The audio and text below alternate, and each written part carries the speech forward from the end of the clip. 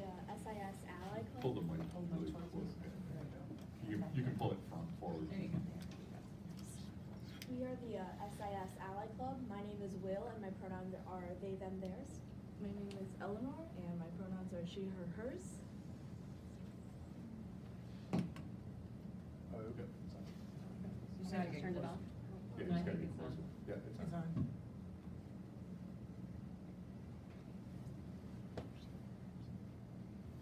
My name is Chesney, and mine is she, her, hers. I'm Kelly Steiner, my pronouns are she, her, hers. And my name is Sarah Kitzinger-Anton, and mine are also she, her, hers. Got this nice button we'll talk about.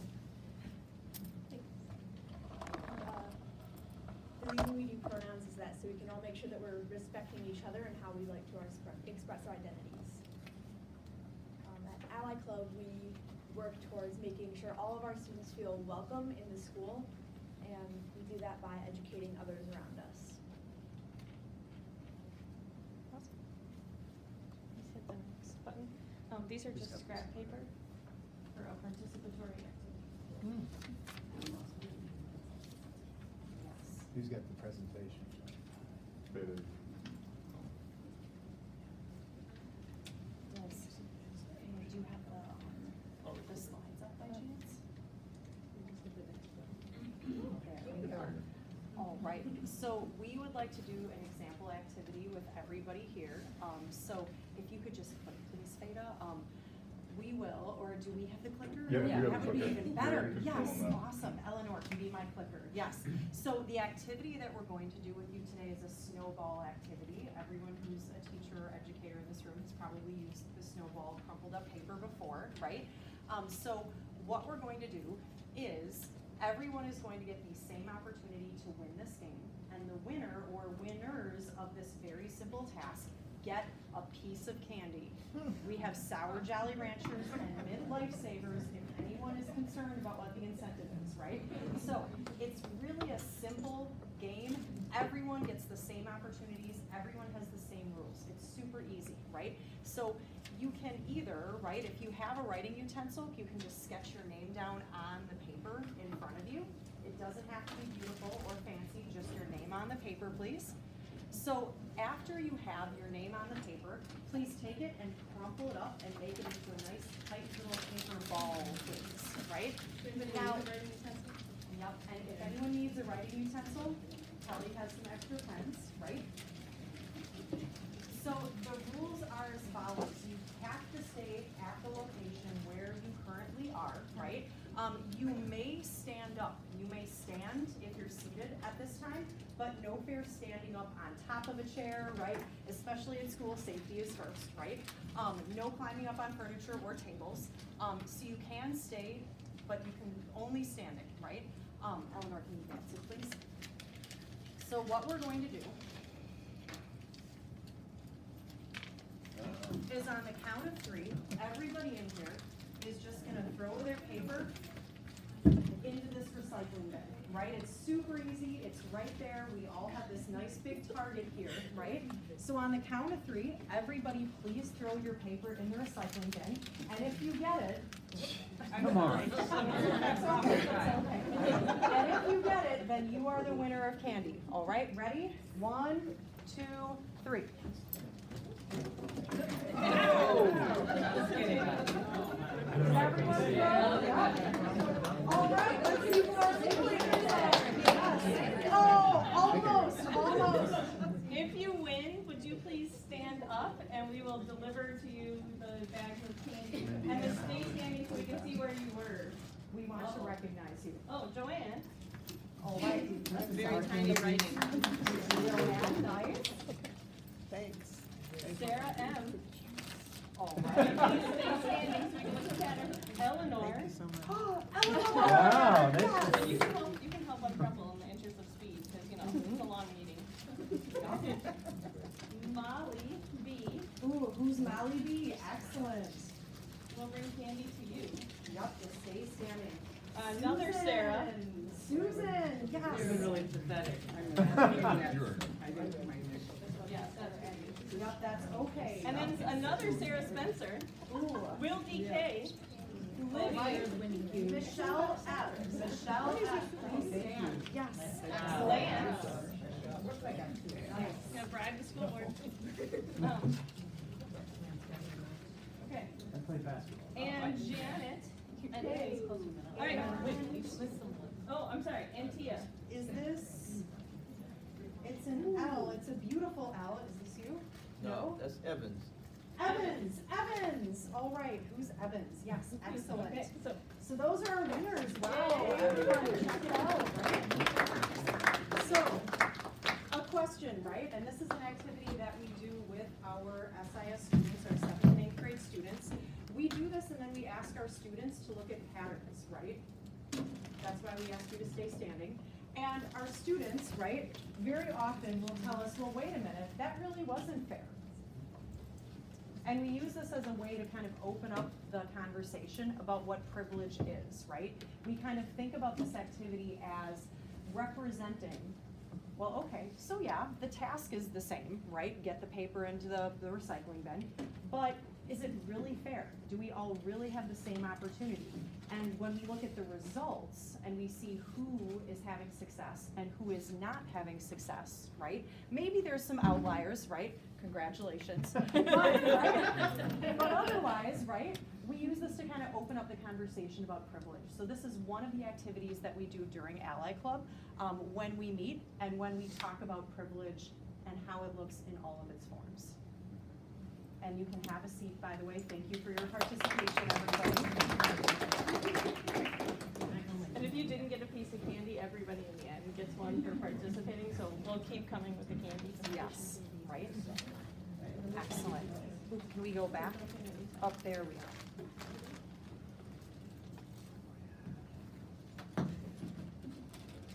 So, at Ally Club, we learn about privilege and prejudice and how it relates to our daily life in school. We also practice how to interrupt prejudice when we witness it. When we graduate Ally Club, or when we go through all the lessons and learn as much as we can, we get a locker sign to let people around us know that we're an ally and that we're a safe person to go to.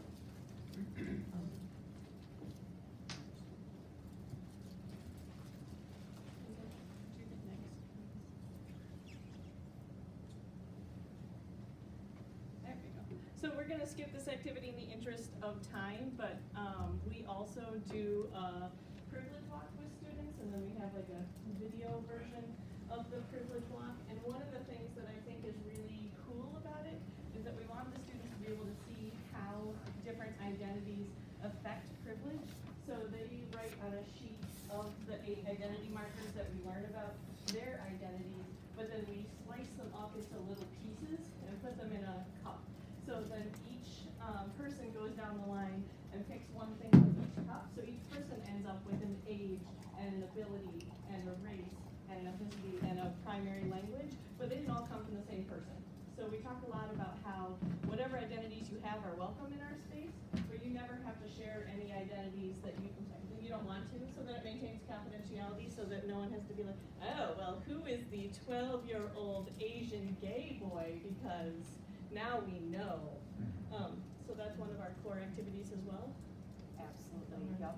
And one of our core tenets, of course, is we do these different types of activities and discussions in order to really open up discussion about power and privilege. And we know that everyone is coming from where they're at, which is a wide variety of places. And so we really ask students to speak out if they feel comfortable, but challenge by choice, right? You don't have to necessarily out yourself based on an identity if you're not wanting to share. But we do also talk about how if you, as someone who's coming from a different identity than the majority of the group, don't speak, then maybe if you decide to speak up, right, that might help us to really understand your perspective. So again, it's challenge by choice, no pressure, but also help us to understand if that's what you want to do. And in Ally Club, we try to teach the others around us how to respond to prejudice that we see in school. First, you would interrupt, which is you would interrupt what they're saying and then you'd question them to try to understand where they're coming from and understand what they're saying. then you would educate them on why what they said is not okay in the school setting or in any other setting. And then echoing is what allies around you can do to enforce your educate and to enforce making sure everything is all right.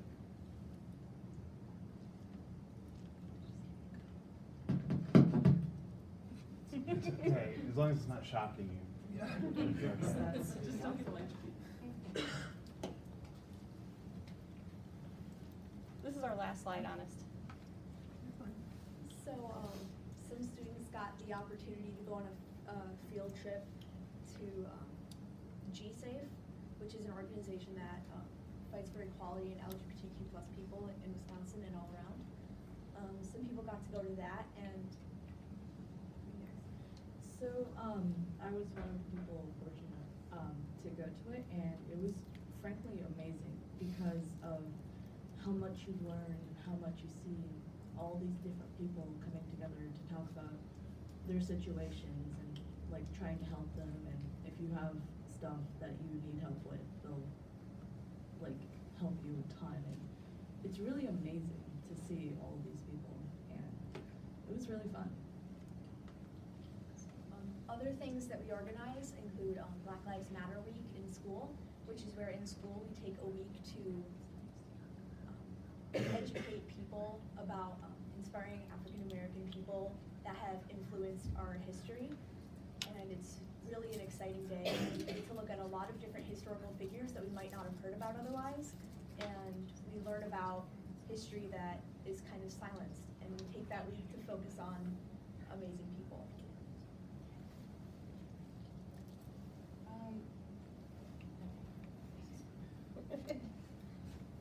In our guide study, we talked about not using hurtful words like the N-word, and like not making like different ways to say it because it could still be hurtful to some people. Do any of y'all have any questions for us? I do. So, have you had a lot of students participate in the club? Yeah, we have had a lot of kids. There are a lot of signs and lockers around. And are you seeing that be effective? Are you seeing people be looked to be an ally or echoing, or are you seeing some of the behaviors change? I am seeing that. As Ally Club was more heard of in the school, I noticed that a lot more people were defending each other, and a lot of them were using the steps that we taught.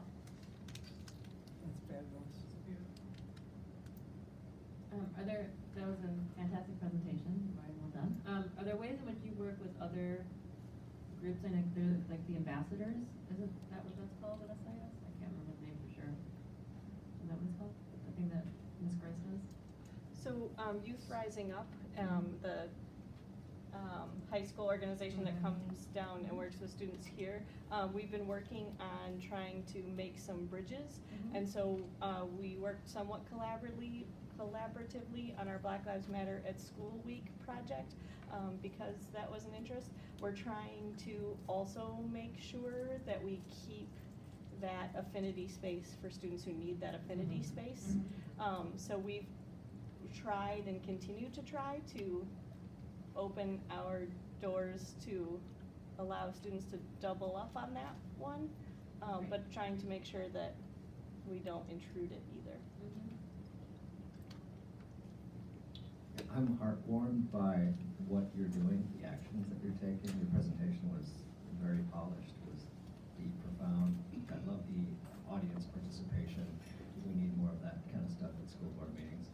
Come back around 9:30, we do the second activity. We all need some movement. But in all seriousness, it was very deep, profound. Having taught in the middle school and having attended the middle school, I wish we would have had folks with a disposition to lead this. So kudos to both teachers, but students like yourselves to be leaders. And I'm also excited to see that you do have some space. And I wanted to ask a question around like meeting times. One of the beauties of the high school and the open campus and the longer lunches is that they have dozens and dozens of clubs. At SIS, I remember that being a little bit more challenging because there was more limited time. How is that playing out? Do you have time to meet? Do you have like a weekly meeting? And then we got Rising Up, we've got the ambassadors, I'm sure there's other clubs. Talk to us a little bit about what extracurriculars, and namely yours, might look like at SIS. So when do we meet? We meet on Thursdays, I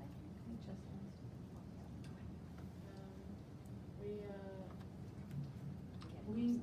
We meet at Thursdays at guide study and lunch.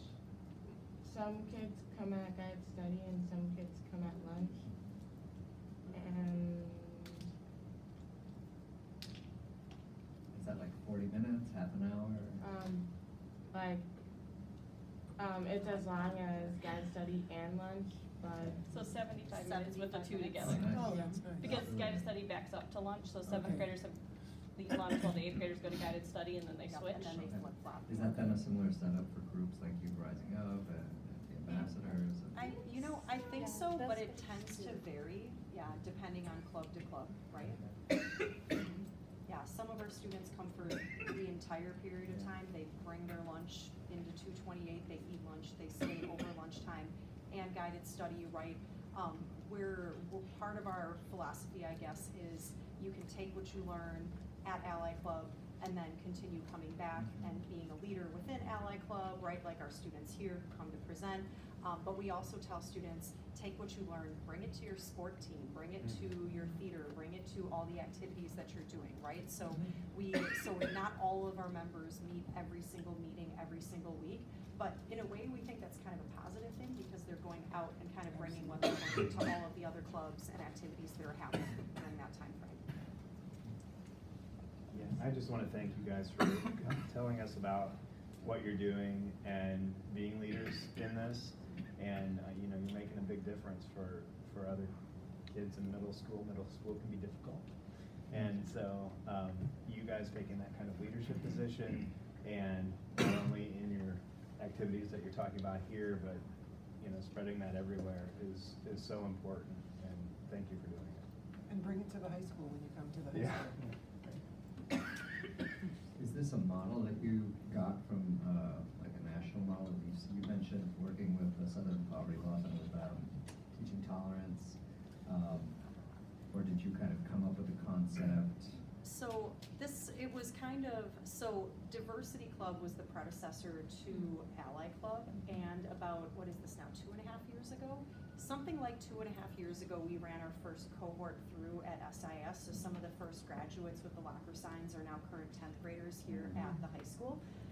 But at the very beginning of our race work that we started in August of 2016-ish, right? I'm a I was taking Spanish careful teacher, notes. not a math teacher, but I can at least add up to that many, right? So it's been 2.5 years now. And at the beginning of the year, I asked Mike Joint, I said, as part of my SLO, I don't want to focus on something related to Spanish, but I think it's going to positively impact all kids in every subject area. Can I really do some research on how we can start a group like this, who, right, how to recruit, right, how to bring something like this to kids where they're at. And so a part of my research came from going to the Teaching Tolerance website to find a lot of the different steps to interrupt, they call it, or the Speaking Up at School guide. A lot of it I'm also borrowing from when I was an RA at UW-Madison, and the training that we did as House Fellows really talked a lot about privilege, and so it was just kind of having that time and the freedom to make an SLO that wasn't really tightly linked to my content area. And then from there, Kelly was doing Diversity Club for, gosh, how many years is this, 13, 15? A long time. A long time, a lot of years, right? And we thought we have very much the same kind of vision and mission, kind of figure out the steps to speak up and then apply those things in, for example, the field trips, the Black Lives Matter Week, putting on the Day of Silence, which we've done at SIS now for some time. So it was just kind of bringing together those two things as similar mission and vision, just kind of a different way to go about it. And I'm betting that although you said you didn't see this as part of teaching Spanish, it was broader, that you probably are in a space where you're subconsciously infusing themes of social justice into your teaching of Spanish and science. Yes. And I did want to let you know there's a really Yeah. I don't know if you're a member of ACTFL, the American Council on Teaching of Foreign Languages, but you do have a free resource, which is the Words and Actions Teaching Languages Through the Lens of Social Justice. I love that That one. was made free after someone in the Oval Office announced some anti-immigrant stuff that was made, or after the Charlottesville Oh. stuff. Our organization made that free for all its members. So that speaks to how you can tie in themes of social justice into your own pedagogy. So. Sometime when you have more time, I don't think Sarah does a good job of bragging about herself, but I would be happy to tell you about some of the amazing ways she integrates it into Spanish. Yeah, yeah. Because it's pretty awesome. Excellent. Come and excellent. visit, you should, and it's really, it's masterful to watch how Kelly is able to integrate social justice into science, which is not necessarily where, right? Like sometimes when it's, okay, social justice, Spanish, easy connection to see, Yeah. but it's really incredible. Come and watch us. You're always welcome. So thanks for the invitation. Yeah, thank you. Thank you so much.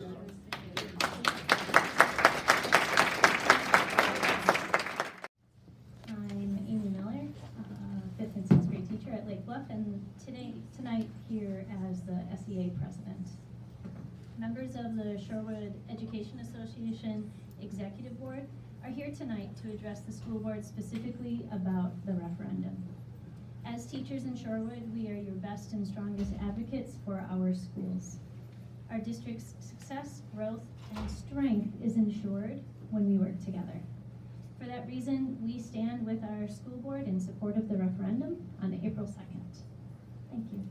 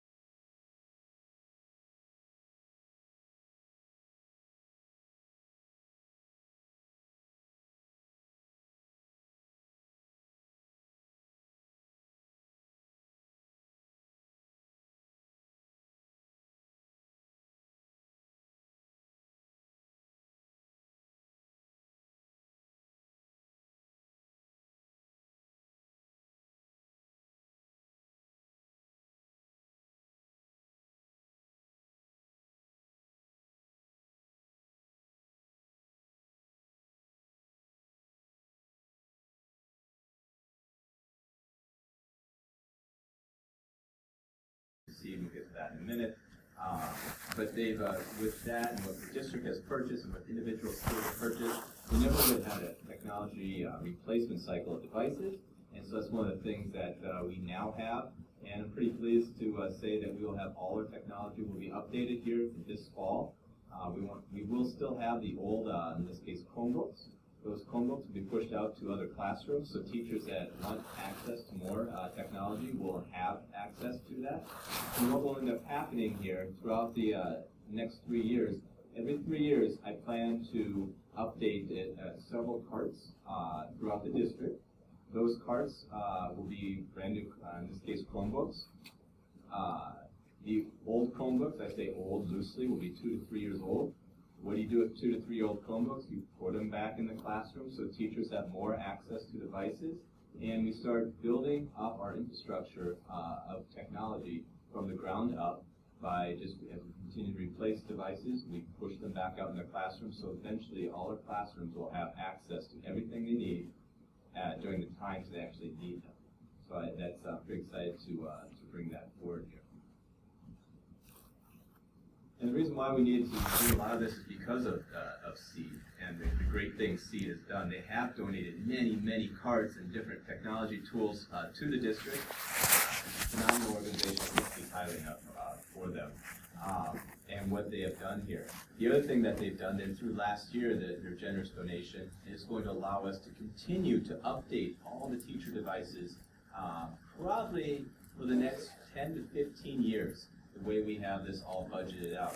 So that is phenomenal, and that's really through some management of money and looking at things differently on how we're able to continue to use that money for many, many years to come. One thing we also are happy to announce, our help desk. We had whenever I get surveys and feedback, I take them pretty much to heart and really see what is it that people are saying about the technology department. And I work with 2 phenomenal guys. Jack and James are unbelievable techs to have as part of this district. And I don't think anyone could dispute that. Their customer service and the way they relate to people is second to none. We looked at our help desk tickets back in 2017 when I started, 2018, and we were averaging at the beginning of the year always around 250 open tickets. For 3 people, is a lot of work, and we always managed to get those down. We looked at our initial response time, because that came back in a survey that said, we don't really know when you guys are coming.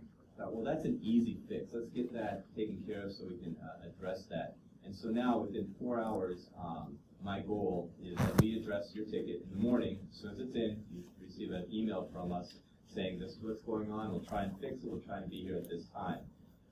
So we brought that down, it's already down to 5 hours from 30 hours. 30 hours is a long-term average, we're down to 5 hours now in the last 30 days.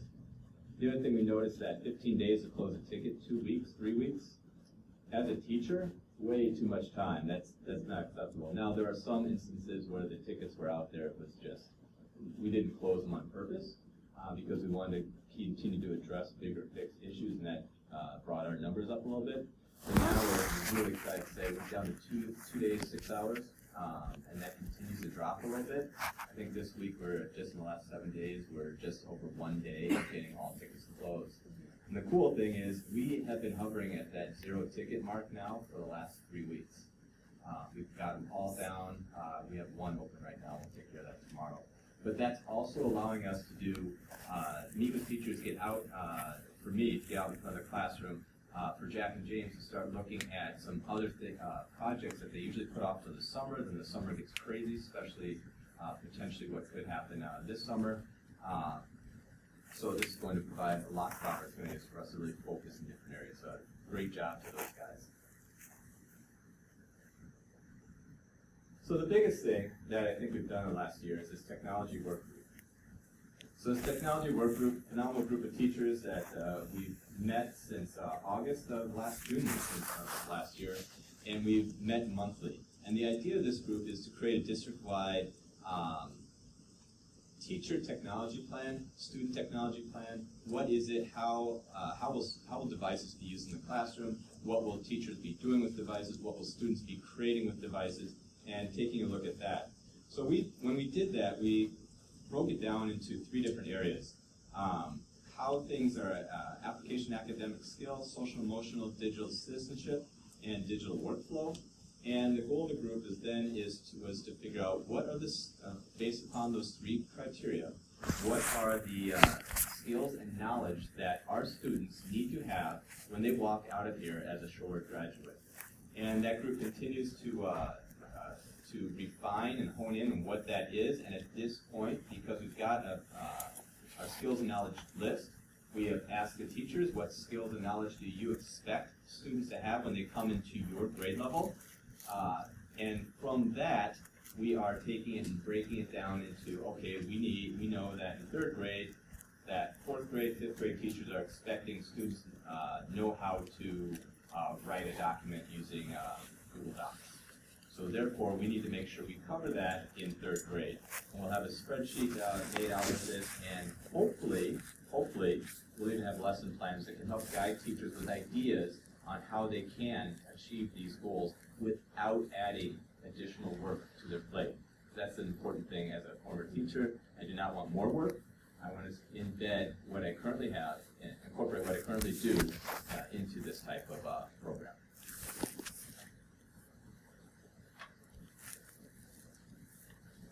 The other thing that is big, and I know the board has mentioned this as well, is accessibility.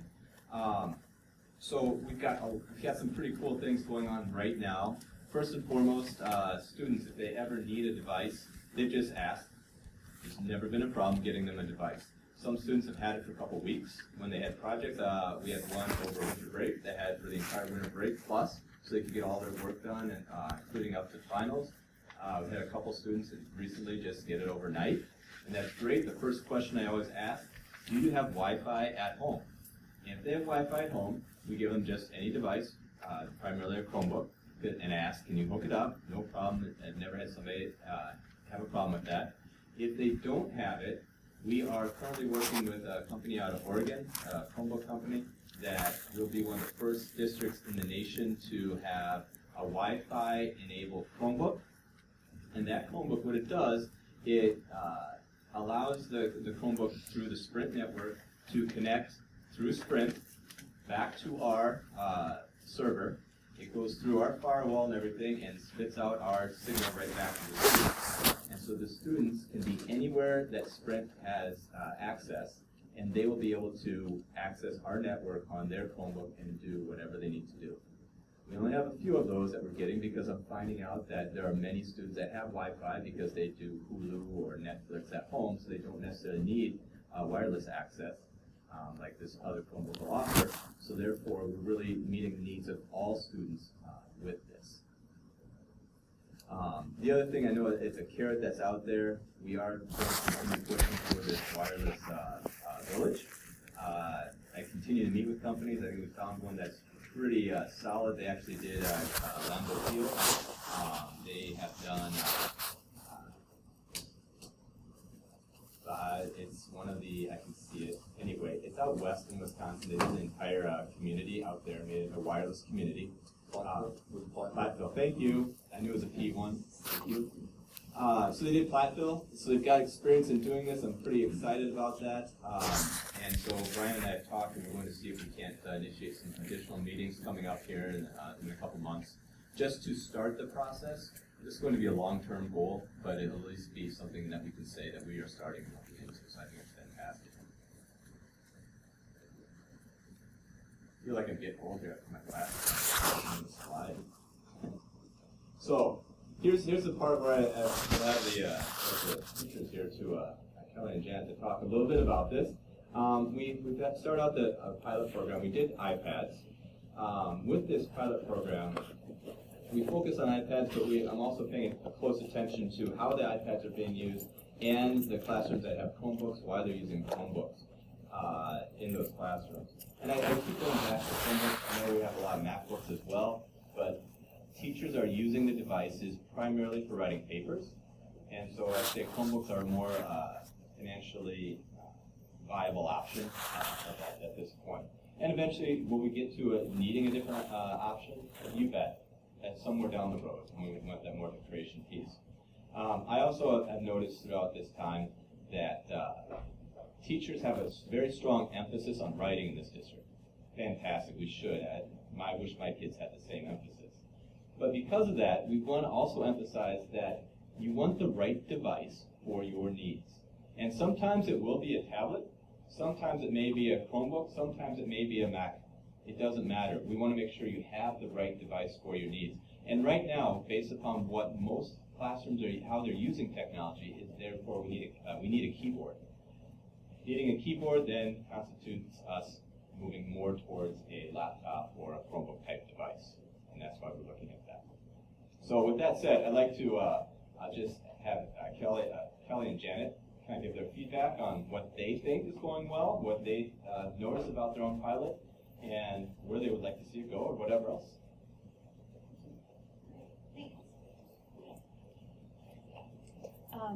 Last year, Mickey helped my class with our expedition, and I saw all the really great things that the iPad could do, and he made our expedition go from, I think, pretty great to super great. And then there was the sign up to get the pilot, and I thought for sure I wasn't going to get picked because half of our conversations were, I'm totally against screens for kids.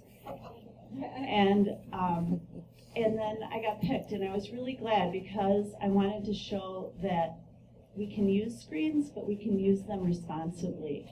And especially at this age where my 8-year-olds have phones, and they're talking about being on their screens, that waiting till they're older is way too late to teach this responsibility.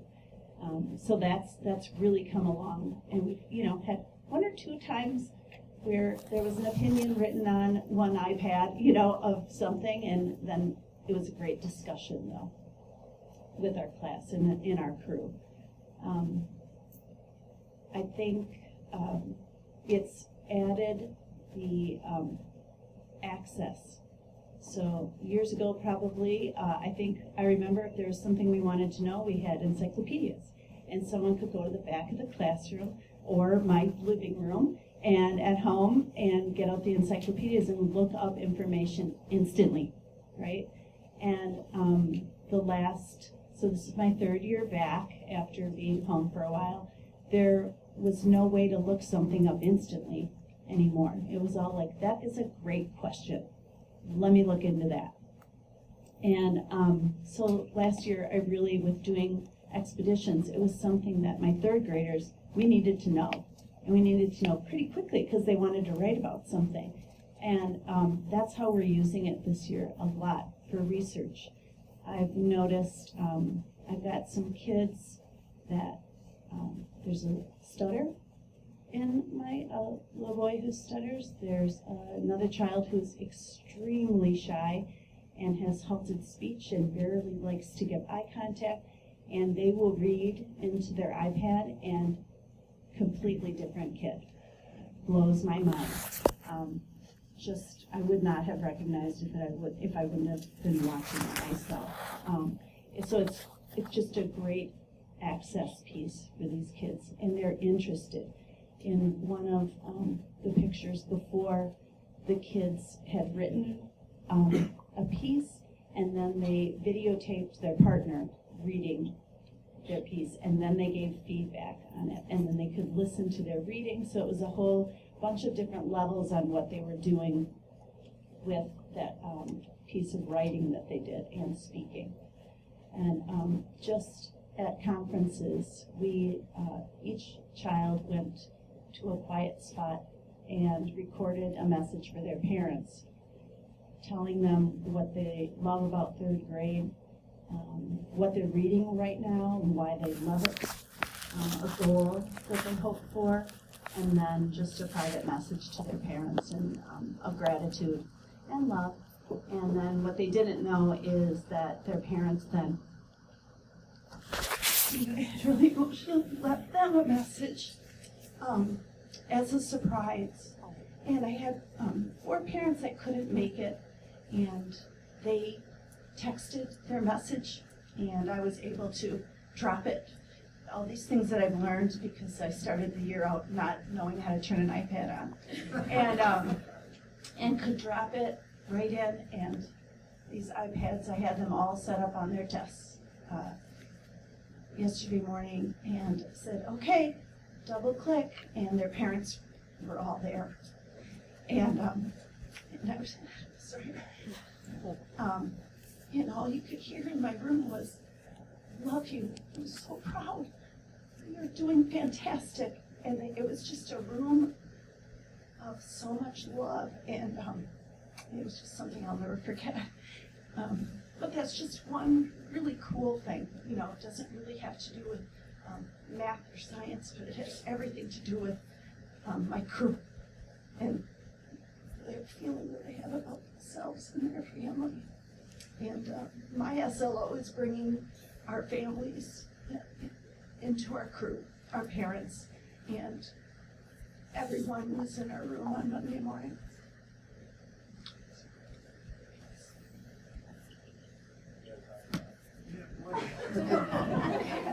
Yeah, mine's not that cool. I also was surprised to be picked for the pilot because I had fought Mickey pretty hard about being anti-iPad. But to have every kid have access every day, to be able to plan both short-term and long-term what I can do with my class, knowing that we'll have all the access we need, is mind-blowing to me. And it's just made an enormous difference, and in all kinds of small things you wouldn't expect. So one of my favorite things that I've done with it is, for years I've started the day with, there's like questions on the board, and the students come in and they open their notebook and write down the date, and they write down the question, they write down the answer, we review what we've done before, we embed a mini lesson, and then we move on to what we're learning. Well, this year it's a Google form, and before the kids get to the questions of the day that relate to the content, they always get the same 4 questions before that. How was your breakfast or lunch? How did you sleep last night? Overall, how are you doing today? Tell me something else about you and what's going on with you right now. And then as they're getting started, they get to the content questions. I see in a spreadsheet in real time their answers on those. It's a number scale, and then it color codes their answer. So the better a kid is doing, the greener it looks. The less high a kid wrote it, then it turns out like a literal red flag pops up on my spreadsheet. So then while they're even just starting on answering the content questions, I can circulate around the classroom and be like, hey, looks like you're having a tough day. Is there anything I can do? Hey, it looks like you're really hungry. Like, what would it take to get you through till we eat next? Let's go see in my drawer.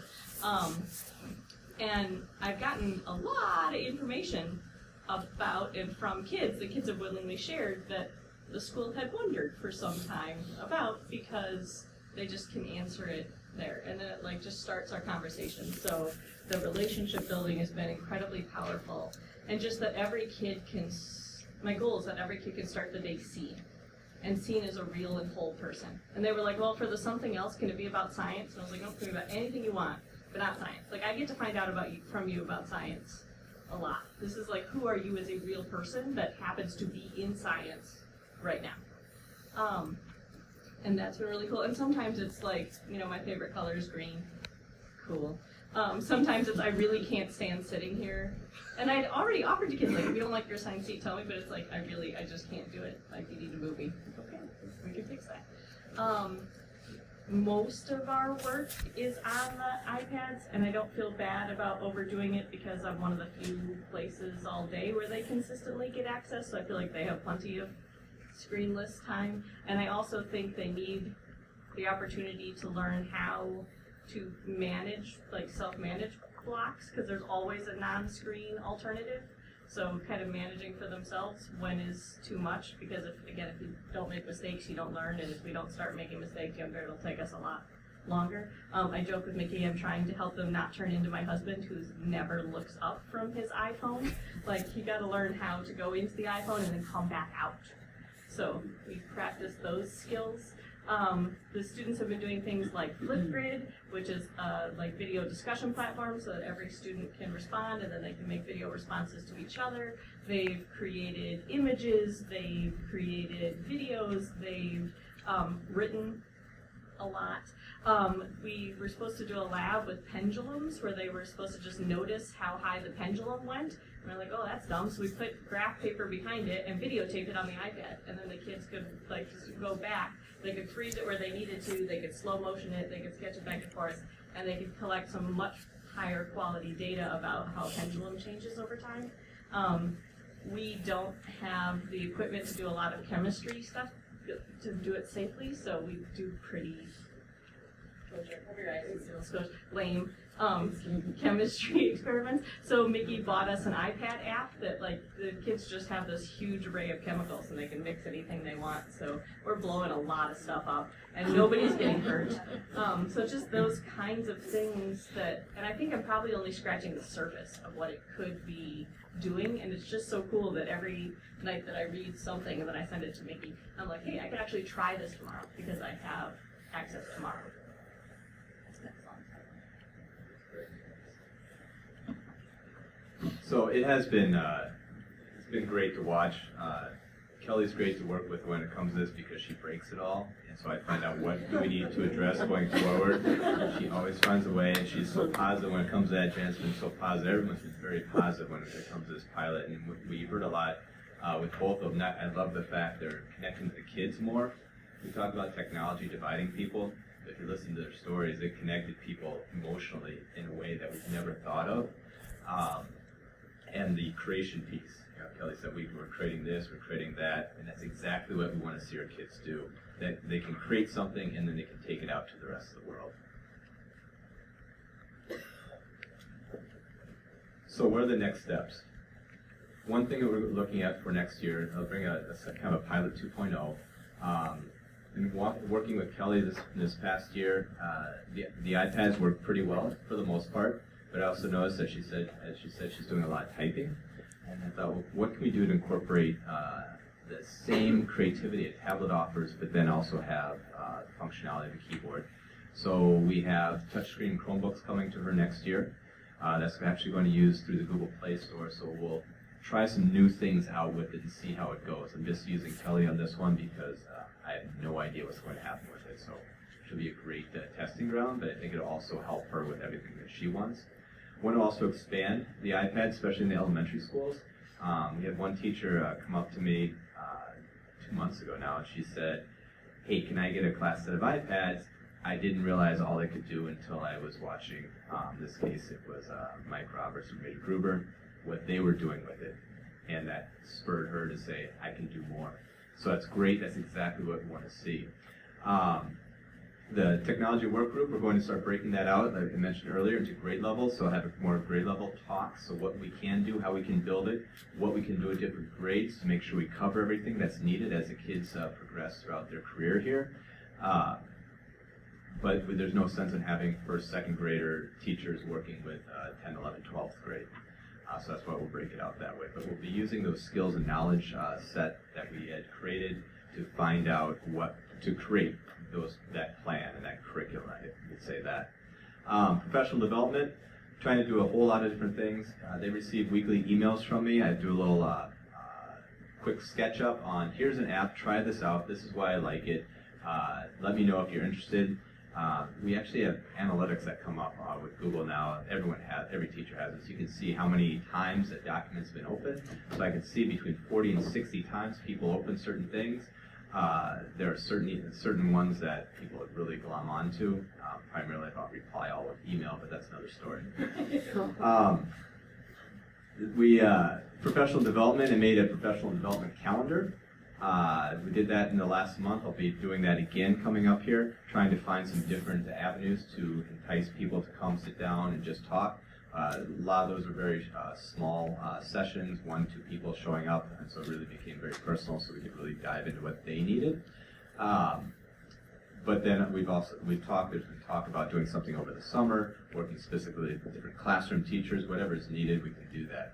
And the final thing is we're going to continue to update those Chromebooks and continue to work additional devices in the classroom. Kelly has more.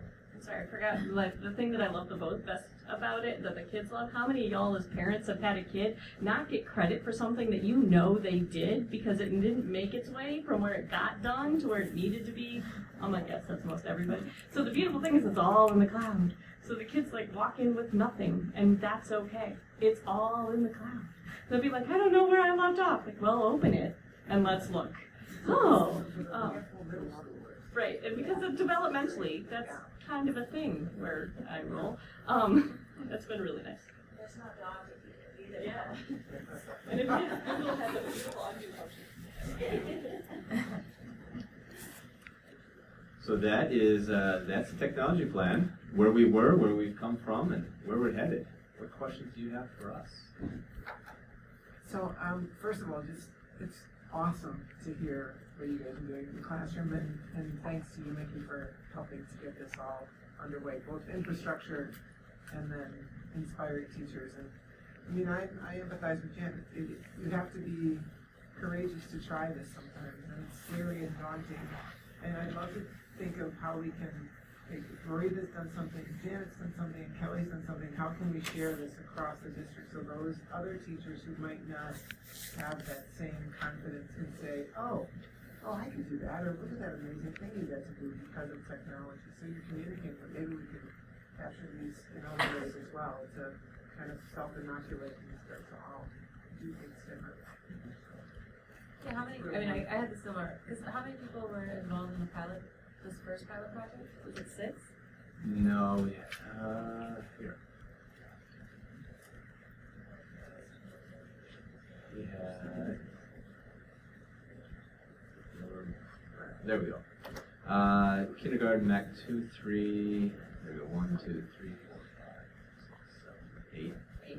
And so then, do you, Yep, right. and so then do you guys, like, talk to your colleagues about the things you're doing, and then is the idea that 8 more people would sign up for pilot 2.0, and so then it would be 16? Like, Yep. I guess I'm trying to remind me, I know you had a plan when you first brought this to us, like how you imagine this expanding out. Yeah, that's exactly right. That I'm going to go back out and say who would like to be a part of this, to increase the number of devices, to work with us, to work on creating those lessons, to create that digital curriculum, to really do that, to make it happen. And I think it's, as I said, when other teachers are saying, hey, I saw them do that, that's when you know that's the next person to come in there. And the pilot programs are for iPads, and then there's like would you say it's like concurrently happening that there's iPad pilot projects going on, and then there's also all the stuff going on with the Chromebooks and the... Absolutely. So if we look at the pilot, I would say it's more the tablet, iPad based, because people are used to using the Chromebooks. But so instead of doing like a pilot Chromebook, it's just get more devices, more carts, or whatever it may be. And what will end up happening is that those carts will end up in the classrooms permanently. I see that at SIS all the time. I was curious, are you surveying the students or parents from the pilot classes when it's done to see what their thoughts were on the use of it? I hadn't thought of that. Apparently Kelly is. Kelly's got it. I haven't surveyed the parents yet, surveyed the students several times, especially because my learning curve is small. Well, and you know, as a parent who was not born into the technology and who, you know, showed up to it later and had kids that some of my kids got through without really a lot of technology. My older ones, my little ones are on the tailing edge. I think the expectation by our parents is going to shift, and they're going to be much more sophisticated and savvy in terms of the use of technology, and they're going to expect us as a district to do the same. So we have to get on this train whether we want to or not. One of the other things that comes up frequently at some of our linkages with the PTOs is licensing, and how does the district handle licensing requests? And particularly, I was struck when you mentioned the apps and some of the other things. So is the work group looking at that to make sure that we don't just have, you know, this class has this and this class has this, and it's not streamlined or cohesive in terms of what we can do? Yeah, so one of the things that we did when I first came on here, when somebody wanted a piece of technology, whether it was an application, a device, or whatever it may be, they just put in a grant or asked the PTO for it, and when they got it, they were off and nobody had any idea what was being purchased. So now whenever they want something like that, they do come through me, and I have to essentially approve it so we all are on the same page. I call it the Prometheus Smartboard issue, because we have 2 different things going on there when really we should have had one. It helps out the IT department immensely. So yes, absolutely, to answer the question in a roundabout way. Sorry, you're have that arranging someone else. No, I things was that arranging we with someone free. else. We have a couple licenses that we share among teachers as more of a trial basis to see if that will continue to take hold. So I was kind of coming from the mindset, first of all, I want to thank you both. I wrote a note here. I love how much our teachers talk about their SLOs, the fact that it's front and center on your mind. I should be able to verbalize my own SLO at my institution as beautifully as our teachers have tonight, and I can't. So that speaks to kind of like the focus that you all have here collectively as a district. I kind of came to this meeting with the mindset that Janet and you, Kelly, had earlier. I love my gadgets, I love technology, but I'm also weary about how much we want to put into our students' hands, especially our young ones, so quickly. And you folks, all three of you, said things that made me shift and kind of view things a little differently. Namely, what you said about, you know, these kids already have these screens in their hands, waiting until they're older, until they use screens, until we teach them how to use screens, it's too late. That really struck me. An article I read earlier this week talked about how, you know, we're all gravitating towards technology super quickly, and we talk about how learning has changed. And I appreciate the fact that in your report you didn't actually use that language. You talked about how the ways of accessing information have changed and different opportunities have opened up. But I guess this question is for the teachers that are in the classroom. How do you ensure that these devices are not a distraction, but rather they're used to enhance, and what kind of struggles do you have? Or Kelly, you also mentioned that right now it's not a big deal that they use technology in your class because you're maybe the sole class that they have, but go fast forward 4 years, what happens when 7 other classes or 4 other classes are doing it? If you could just talk me through that, I'd appreciate it. So the honest answer is often a distraction. But I think that's good for 2 reasons. One, I think the quantity of distraction versus engagement is still a really positive ratio. I think that it's getting kids engaged that all of my tricks have never managed with paper and pencil. Also, I think it's good that they're getting distracted on it for a couple reasons. One, I think it's important to learn the skill of like on time and off time in your brain. And in our particular profession, we don't get off time in our brains. And then you can see, you know, what happens. But I think most people in most professions, maybe teaching and brain surgery accepted, or air traffic controllers, like really need to be able to kind of manage that. And the only way you learn is through practice. I also tell the students about everything. Like in middle school, I want you to screw up as much as possible in as many non-life-threatening ways as possible, because that's how you learn. So we make the analogy to whatever your favorite sport that happens on ice is, like that's what high school is. But if the first time you get on the ice is high school, you're in for a world of hurt because ice is slippery. So your job with us is to try and fall down and try and fall down. So, you know, when you decide to airdrop a picture of a duck to your friend, the iPad, then, you know, I can see everything that happens on every iPad, and we can have a conversation about that and its impact on learning. You know, if you're like, ooh, I don't know, there was a basketball game that I'd really like to watch footage of instead of what I should be, like, again, I can see all the screens, which is the one thing I think I will miss the most going from iPads to Chromebooks, because you don't have that kind of leverage with a Chromebook. But it allows us to have those learning conversations, and the beautiful things about middle schoolers is they're ridiculously honest. I love that about them. And so, like, if you go over and say, oh, do you think that's a great choice? No, probably not, because I'm not going to get my stuff done, and really the kid next to me is going to start looking at it too, and then he's not going to get his stuff done. I should do something about that. Well, maybe then. I would argue they don't know that you can't see what that you can't see what they're doing, so I would just be saying, up, someone needs to get off of there. And then they could just, like, imagine, you know, and look and swipe and just, they don't have that. I think there isn't a problem with not using it in the right way. I mean, occasionally, but they've been trained before they even got to touch it, what we're going to do, how we're going to use these. I've got a bookshelf and a cut-up dish drain that all my iPads, they know how they get slid in now. Just cut the front off and then it looks nice. And that's what it's all about. But yeah, and so they all get plugged in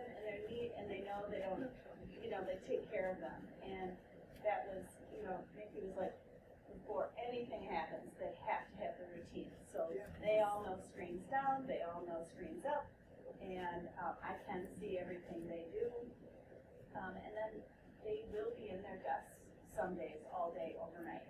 And then they also know how it has to be a folder and it goes screen down in there, and the desk has to be able to close so there can't be a messy, or, you know, it won't go in their desk, and then it gets plugged back in. So they all want to, you know, how to keep things a little clean. Yep. And then a couple points I noticed from a financial perspective, I was really excited to see that the costs had actually gone down for new devices for the teachers, about from 120,000 to about 60,000. And then I caught a really good math error that potentially would save us a lot of stuff from 2021. Like a saving of like $25,000 that you guys forgot to subtract, but like that's $25,000 in our favor. So that's a Acceptable error. It's a very acceptable error. So 2021, check that one out on page 27. Just one.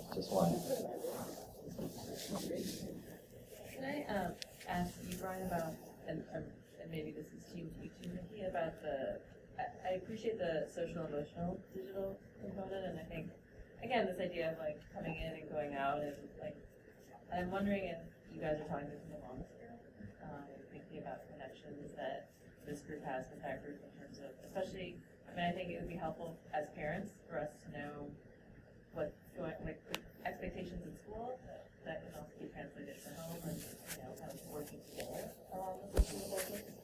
Yeah, so that's exactly why that piece is in there, is for that wellness. We had one session at Atwater, just with parents come to talk about that, what their struggles are. Because any parent that struggled has a picture of their child with that angry face on them. And I can show you mine, I can show you my friends, I can show you another friend with this exact same face. If you haven't seen it, you don't have a 13-year-old. So I know, you know the face too. So I know the importance of that, and so we need to reach out more to that, and we will be tying that as we go forward. And especially now, it would be effective to be able to have having some experience from pilot teachers to be able to talk that through, I think would be really useful. I was going to go in the same direction with that. I really like your example of how to check in with students and how, connected to the sense of belonging that we want to have students feeling here, and so that'd be great to share that with other teachers. I can also imagine, like, if everybody starts doing that every hour, that's going to get really annoying, right? But to have that happen, you know, at least a couple times a week with some of the teachers, it's a big improvement, you know, and have them being able to do it kind of more or less, not even sure of that, but, without having to raise their hands and just say in front of the class. You know, a clever way to tie in wellness. Yeah, that's good. That's not it.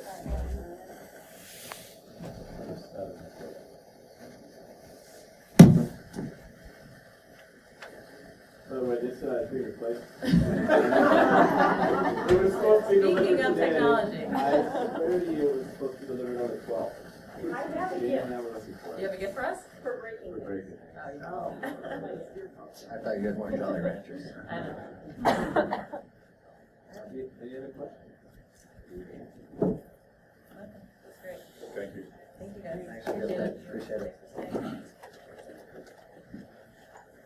All right, up next is a discussion of the district equity director.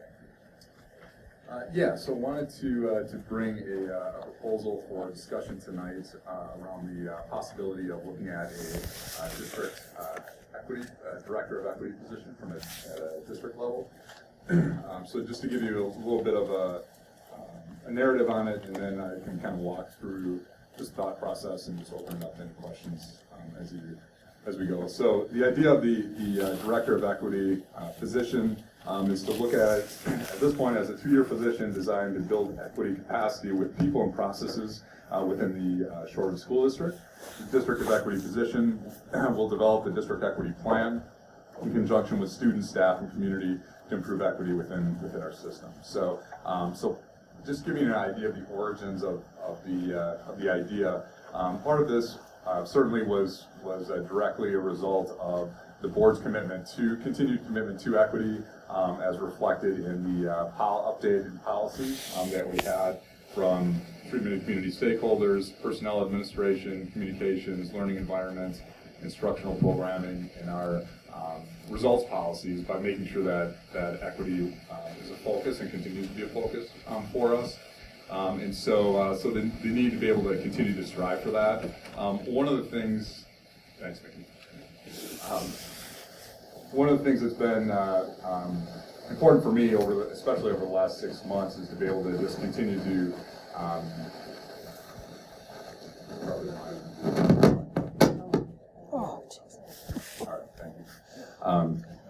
one of the things that's been important is to be able to network out within the community, people that do equity work on a regular basis. And so one of the advisements that really hit home for me in this process was the advice not to do this work alone, to make sure that we're looking at resources.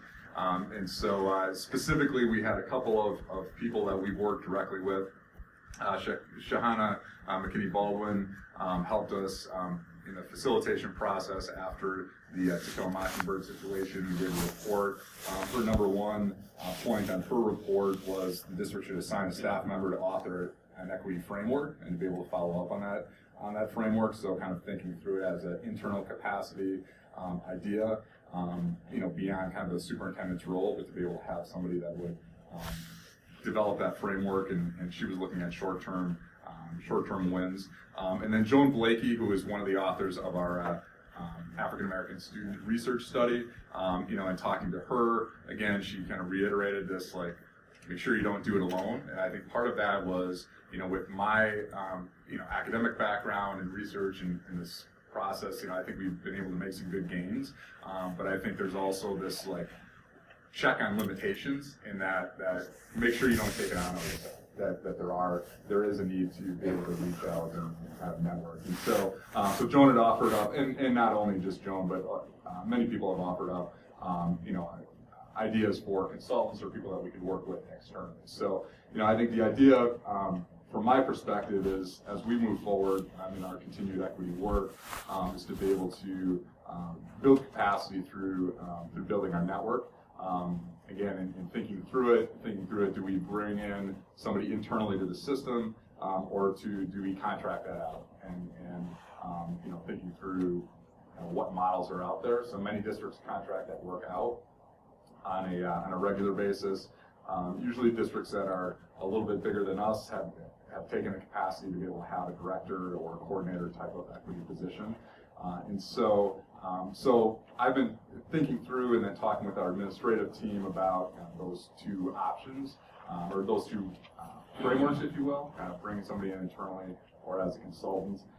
Discussions with our administrative team really tended to be landing more for the preferring a director position. And I would just offer just a couple things that came up with them. One is just the idea of having an internal colleague to be able to learn with and grow with. I think is important. One of the things I think is important to kind of understand in this process is that we're not delegating all of the equity work to one position and saying this person does equity and the rest of us just continue to do our jobs as is. This is really something that we would do as a collaborative effort in looking at all of our processes and all of our work moving forward. So that collegiality and that spirit was something that resonated with our administrative team. Diversifying our staff, so this would be an opportunity to diversify our administrative staff, which could be an opportunity for us, something that we've focused on our strategic plan moving forward. And also just widening our network of recruiting. So we have some talented people that would be in this area that I believe would be interested in this type of position. We know through conversations that the best way to recruit is through personal connections, and being able to get into networks that maybe we've had haven't been able to get into. So this would be an opportunity potentially for us to do that. So it's a 2-year position that's proposed, and the idea of that is to have an opportunity to see how it goes, to be able to have enough time to be able to build a plan, really. And by building a plan, it's building on the things that we've been doing, because we have been doing a lot of great work. You heard some of that tonight, but also identifying some of our blind spots and where we're weak, and to be able to build up some of that support. I think a 2-year process allows us to build a plan, begin to do that work, and then do an assessment of this position and our equity work overall, and be able to have a plan that we can use moving forward. From a financial aspect, SEED has been generous enough to, if the position is approved, to be willing to fund $70,000 for the first year of the position, $35,000 for the second year. That would be similar. This wouldn't be the first time that that's happened. It would be similar to the process of bringing on the TETS position as an advancement director. So that has been done essentially as a donation to our general fund. That would be with the idea that it would be used towards offsetting some of the costs for this position. So again, it's an idea. There's many ways to go about this. So I just wanted to be able to bring this to the board table, have a discussion, get your feedback on it, and think through it as we're continuing to build our staffing as we move forward. We want to potentially include this or go in a different direction. I think the clear commitment that we can all agree on is we need to commit resources to equity work. And based on the policies that you've set up, again, there's multiple ways to do that, but this is one that we've been thinking about, and I want to be able to bring it to you for discussion.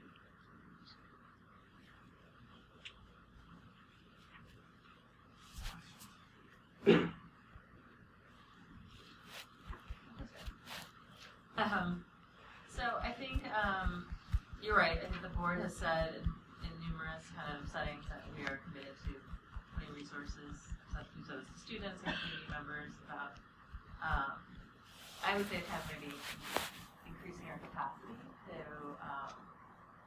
address equity work that needs to be done in the district.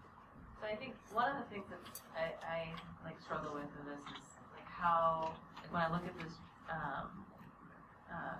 job description, like how is this person different than me? Or and I think Tim does. Well, yeah. So explain, I guess, that relationship between you and this person. So again, I look at it one as a collaborative effort, and this person is somebody who can work with me. So, for example, thinking of work that we would do with teacher groups, for example. Right? And so as we would look at our professional development, our race work professional developments, we built that into the proposed calendar. So collaboratively being able to build on the work that we've been doing, from feedback from staff and best practices that we know, to be able to deliver that work. I'll still be involved as part of that. What we haven't necessarily had at this point is a great maybe follow-up or check-ins to some of that work as we've gone. So that would be an ability to for this person to be able to work with grade level teams or work with principals as they're having discussions with teachers, and having a higher level of expertise in kind of classroom specific strategies and that type of thing. So again, I see it as a collaborative piece, really with myself, with curriculum and instruction, with the principals, with somebody that can be kind of both hands-on, but also when we're looking at processes and policies. So I would say collaborative and a complement to, again, what we'll make sure of, and I think is the concern that I would have, and that I've heard also, is just that person becomes like the answer to equity. And the idea of building capacity is that we all become better at this work, and I think that's the only way that we can truly hit the goals that you've set, is to make sure that we're like genuinely doing that, having reflections. I think from an administrative standpoint, to be able to have this position to be able to help us be reflective and do some of that work and provide some expertise and some additional resources could be better. So, so then would you imagine this person has like a teaching background and is like understand, like because what you just described with teacher worker sounds like Tim's job, right? Yeah, Yeah. I mean, somewhat, right. I mean, I think he does that, right? So, I little mean, bit. are you imagining this person would have the background in terms of as a teacher or Yeah, as an administrator? Yeah, I think ideally both would be important. Certainly from a teaching standpoint, I think having somebody that understands the classroom, ultimately when we're looking at our results and what we're trying to move forward, it has to happen in the classroom. So I think having somebody with a teaching background, is important. The administrative aspect, I think that would be nice to be able to have that perspective, again, as we're working collaboratively with principals, somebody that's walked in their shoes before. But maybe not. Maybe somebody that has been in the classroom and done a lot of adult learning and hasn't necessarily been a principal might be somebody that might be qualified. And then can I ask about so you've had conversations with administration about, the other administrators about this? Yes. And yeah. so, and what's been their what was their reaction to the idea of adding a director of equity? Yeah, so it was generally positive. I think what we had talked about is, again, thinking through resources. So you put it at a director position, you put it at like a coordinator position that would be, more of kind of in the middle, say for like authentic learning coordinator, like we would have, or do you put it at like a coaching role, so it'd be more like a teaching role. I think the sense from an administrative standpoint is that the leadership at the director level is important in that they're, like from a principal standpoint, their ability to be able to work collaboratively with this person would be really important. And I also think, bringing somebody in that I would be working with and that the directors would be working with and paying them at like a coordinator level when they would actually be doing director work would actually potentially fly in the face of the equity work that we're trying to do, would be kind of inequitable from a salary standpoint and opportunities that we would have. And so there was a lot of conversation around it, and that's where we're at. So I think we have a lot, we need to do the work, and in my estimation, I have concern about bringing in a director level position, committing to that as a position over the long haul. I'd like to see us bring someone in a capacity to help us develop a plan and a framework and implement and help us to cultivate a program that has expertise to help look at what is our system, where is our system not effective, where do we have, we know some of those things, but it's also helpful to have another perspective on that. But in the long haul, this is work that should ultimately trickle down into our entire organization. This shouldn't be a person. This should be a systemic change. And so to me, it may not change how it's posited and as a short-term piece, but I see this more as a consulting capacity to bring in to help us get to where we need to go as a community, as a district community, and then put things into place. I don't see this hanging long-term on the shoulders of an individual. I see this being something that has to be embedded in our whole system. By that token, couldn't you make that same argument about Ted Knight's position or the technology director's position, that once we get this technology plan in place, things should be up and running? I don't know.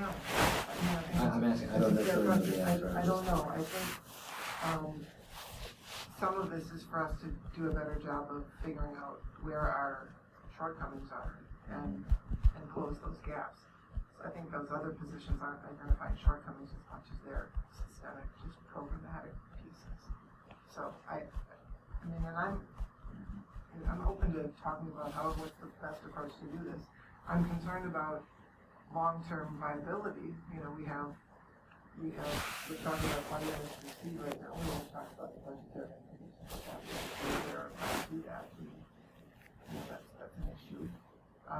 And it's not going to be, there's going to be other things that we're going to have to do in terms of infrastructure and dealing with how do you put programs into place. I mean, there's a lot. I'm just looking at just the outreach piece is a lot. But somebody's got to actually frame up a plan. We got to get actually somebody that put into place. So I support doing something. I don't know what that looks like in my own. So Brian, if you could talk us through, I mean, one of the strengths that you bring to the table, and I see this as a strength of yours over lots of your peers in the area, but you've done a lot with equity work in your own academic background, your own training, our own blunders together as a district. We've learned and grown and embraced those challenges. Because you bring these skills to the table, more so, like I said, than many of your peers would, what justification for having an additional person? What are your, just talk us through that. Yeah, I mean, some of that for me is knowing, like really recognizing, I think, and knowing how deep and how involved it is. You know, I think earlier tonight we heard from some teachers just talking about the need for time to be able to like really work through biases, work through institutional issues that are going on. And I think you know, that my background can help, and it has helped, you know, be able to bring some awareness of that and can continue to identify areas. But I think bringing somebody from a different perspective, I think, can be really important. And there is a lot of work to do. We're also doing really good work, and I think making some good progress. But I think what I've continued in my evolution of understanding, continue to see is the true depth of what this work is. You know, really foundational work to the institution. As a microcosm of this entire society, the village and the society, and the work that needs to be done is significant work, and I'm confident that we can move forward as a system. But in some ways, my expertise, I think, has pushed me again through some advisement from some of my peers, not necessarily superintendent peers, but beyond that, to see like this is something to really look at, to really explore as a possibility, because it is real. It's not I think realistic to think of this as a 6-month type of thing, and then like we're going to be done. And this is going to be an ongoing effort, and to have a high quality partner. And I would always, I guess whatever route we go on, whether it be consultants or whatever way we decide to spend resources, always default to the fact that we don't fill a position just because we have a position. We would find, like in this case, we would find somebody who we believe is a good match. Otherwise, we would go out again, or we would move resources in a different direction. And so, yeah. So to answer your question, I think it's really like knowing sometimes is difficult, and I think that's where my growth throughout the last year is really grounded and kind of drew me to make this proposal, to talk with the administrators, and then be able to come and talk with you about it. I was struck when I asked you about you had all the things that have been advised to our district, all the things that the community has talked about in the last couple months and years. And, as we look at everything that we need to fix some of our equity issues, or all of our equity issues, really, that this was what you said was what you needed. And I was really struck by that, because we need a lot. And if this is top of the list, that carries some weight for me. I am interested in more of the budget impact, because I don't know that I fully support a 2-year position, because I don't know, I believe that this is something that's continually and ever changing and ever growing, and we're never going to get to a place where it's like, yep, that position's not needed anymore, okay. So I am interested in more of the budget impact, and with the belief that this is a position longer than 2 years. I don't want to hamstring anyone by, I don't know, I'm hesitant to say that, go with the 2-year, because I don't want to put anybody in a position that right away is like, well, 2 years to do something that we don't quite know what we're asking you to do yet. One of the other questions is sometimes developing a plan or a program and implementing it are 2 different skill sets. And so it may be that this is appropriate on a kind of short-term approach to help develop the framework, and then the person can actually work with the team to implement the behavior. Right? So this person has a very high-level view, has to have a network, and so you think about that may end up being 2 different, you're talking about 2 different pieces. A phase 1 and a phase 2. Yeah, can you talk a little bit about, because I know we together talked to Malatosa and kind of how they moved, and again, it's a different situation because they're a much bigger district and have a lot more kind of administrative bureaucracy. But kind of like what the different models are that you kind of looked at in other districts around. I mean, I definitely think that we're not alone in wanting to obviously address equity issues, so how have other districts kind of approached it? Yeah, so Wauwatosa as an example, so they have a coordinator. I don't remember his official title, but more of like a coordinator type of position. I would say kind of I think he's a mid-level. director, but I think they use that word differently than we do. Yeah, so essentially in their org chart, he would be kind of a middle mid-manager, coordinator type of position in our structure. And then he has equity coaches. So I think their instructional coaches would evolved into equity coaches that do most of the in-classroom work. And so they work as a team to be able to just do professional development with staff and then do the follow-ups. Again, they're bigger, than we are. So, but he then I think is underneath, I believe, student services actually, and then so kind of superintendent, director of student services, and I think that his position is at that point. And so I know they're also doing a lot of professional development with their administrators. So in some of the conversations I've had with them, I think there's some frustration around, but I think they've got a good plan developed. But I think that seems to me, in my conversations with their superintendent, the idea of the director would have been you could unwind and maybe go back to kind of the development of that. That might have been a better way to do the plan. So most of the districts in our area and across the state would use probably a little bit more of the consulting role. So I know the Pacific Group with Glenn Singleton, who's done a lot of work on courageous conversations about race, is one of his major publications. So they have a consulting group that works. I know the Verona School District continues to use them and develop their framework and doing their professional development. They're from the Pacific Coast, so there's a significant cost, included.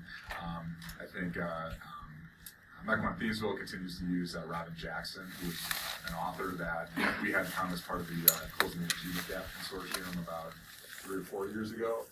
So Robin continues to be the consultant for MT as they're doing the professional development as they're moving forward.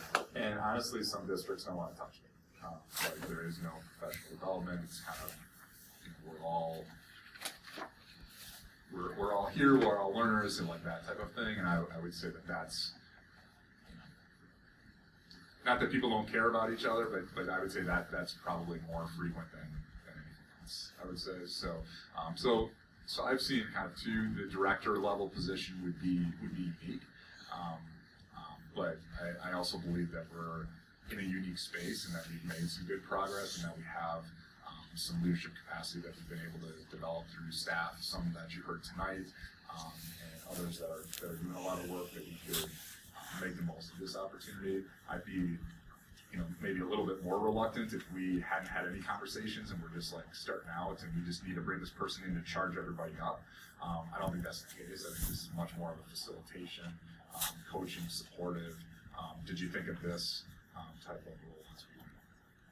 We would look at that. Again, not that you can't do that as a consultant. You can. So, again, multiple ways to look at it.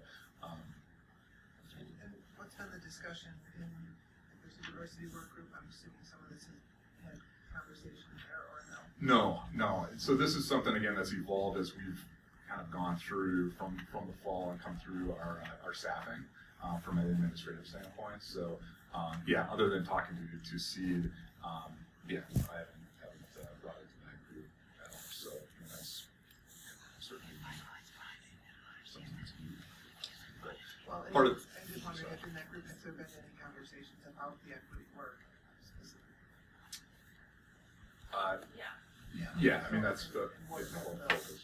Right. So what's been has anything followed up from the working group about direction or approaches or anything like that? Most of that work has been just focused on what we have listed in the strategic plan, so the recruitment, just some of the updates we've done on professional development, that type of thing. So it hasn't been, I mean, the question hasn't been posed yet. Had the conversation yet. So, and most of that was just the timing of how the year has gone and the idea of preparing staffing, if we're going to make a move for next year and a commitment, knowing that we're looking at hopefully landing staffing in April, that we need to be able to have a conversation internally to be able to kind of get our feet under us. And then certainly I wanted to make sure we had the conversation.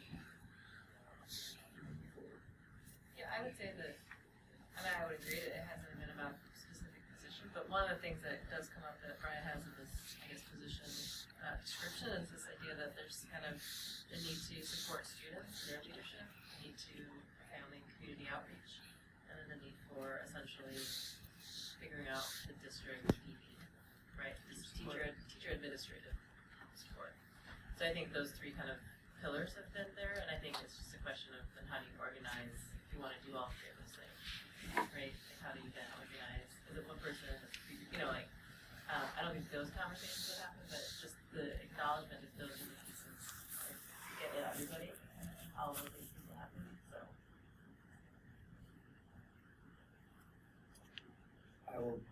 I'll just jump in and say, looking at the kind of the weekly schedule that you put together here for this person, and knowing, what based on what we've learned over the past year that I've been on the board, it does seem like a full-time position, and it does seem like a district would benefit from having somebody internally in the district that can develop relationships with teachers and students and families as well. And it's just hard for me to imagine that happening.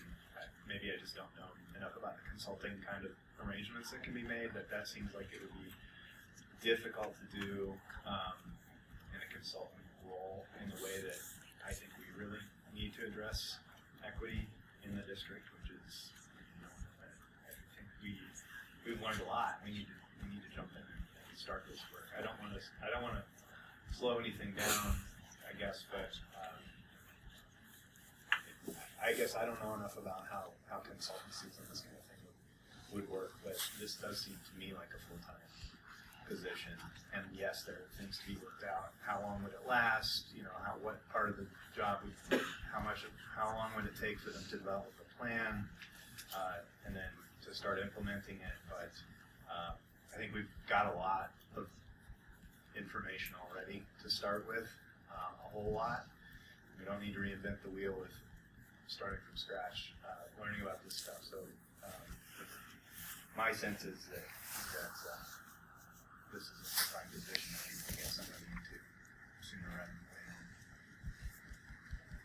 I would like to hear from, like we said, we have these two affinity groups, not only the equity work group, but also Short moving forward.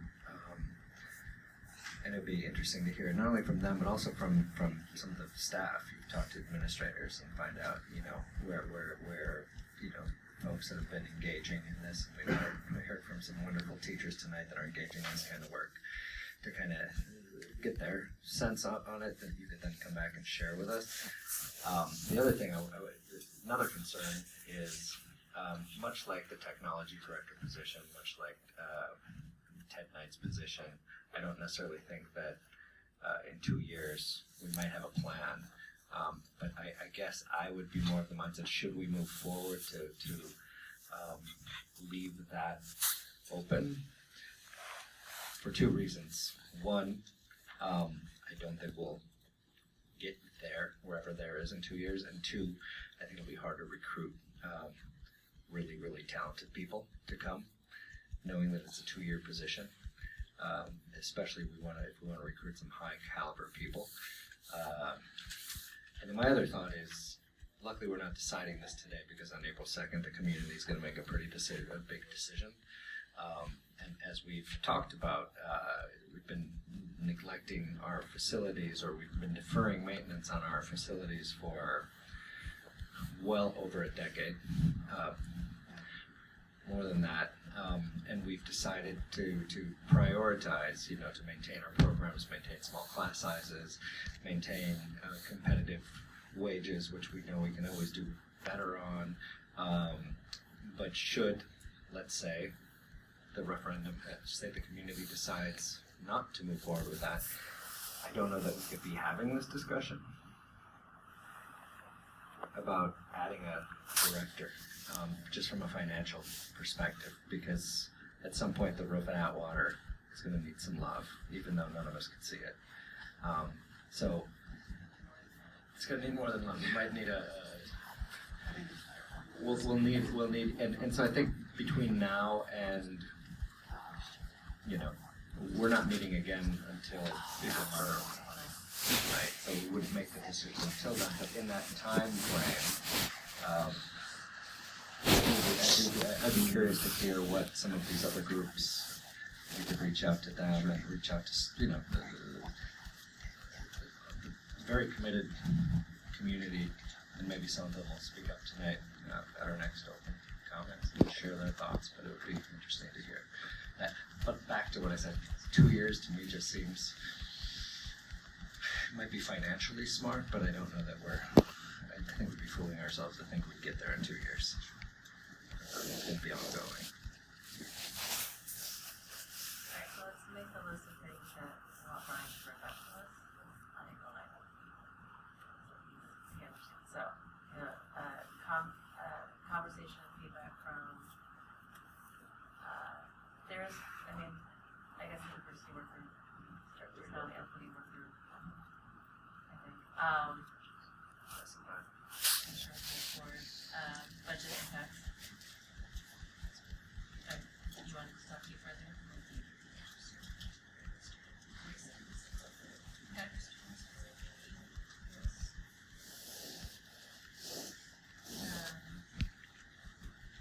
And then I guess, do we want to look at the consultant model? We should.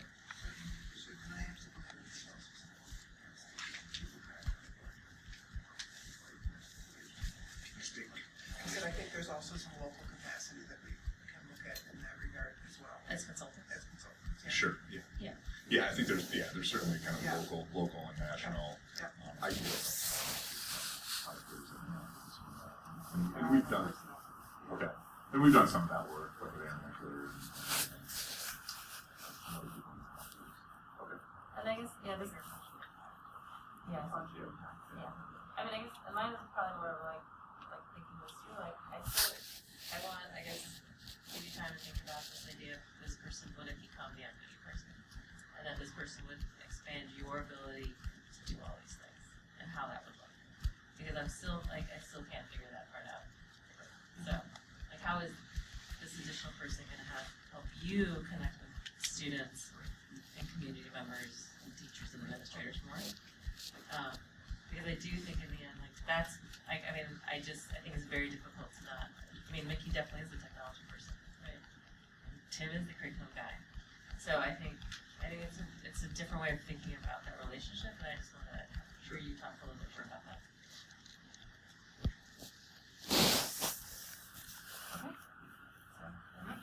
Thank you. Alright, and then you're gonna give us, the budget and brief, pages. Yeah, so it's not so brief, yeah, so it's an executive summary, and I think the overall piece of that is a work in progress. So currently the legislature is picking up a document, but this is a document that was provided by Governor Evers, I think on the 28th of February, that certainly is going to help support public schools. I think providing the support, as written. What we're not doing necessarily is banking our budget on it at this point, because we believe that there's going to be quite a few revisions that are made to this budget. However, in a good sign, I think there is some consensus around K-12 education needs to get more attention than it has over the last 8-9 years. So that's a positive. Again, what that looks like, we're not quite sure.